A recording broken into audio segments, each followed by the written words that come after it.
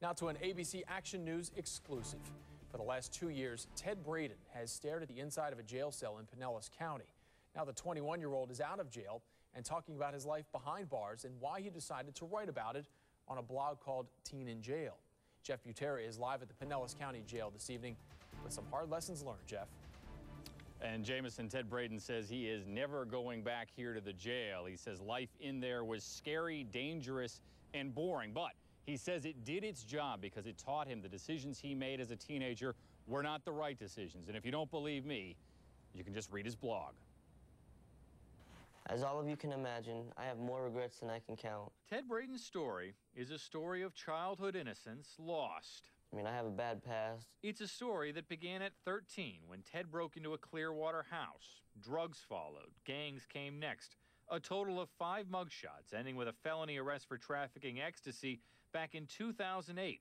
It sent him to jail for 2 years. It's just not some place that anybody wants to be. It's also a story you can read about on Ted's blog, Teen in Jail.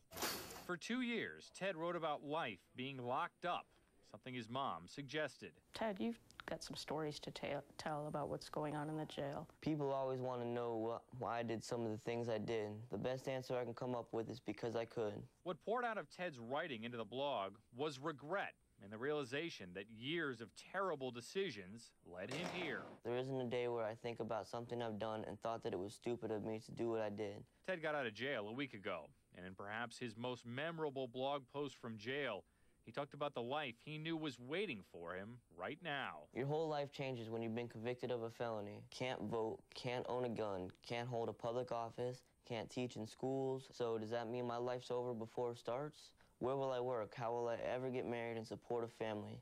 These are things I think about every day, and there's plenty of time to think about them when you're in prison. Ted has stopped hanging out with his old friends. He has vowed never to come back to this place, and he is working again. He hopes that the blog that he wrote will help other teenagers not make the same decisions he made. You can read the blog by going to our website, abcactionnews.com. Go to the links section. We're live in Pinellas County. I'm Jeff Butera, ABC Action News. Jeff, thanks. In our Democracy 2010 coverage tonight,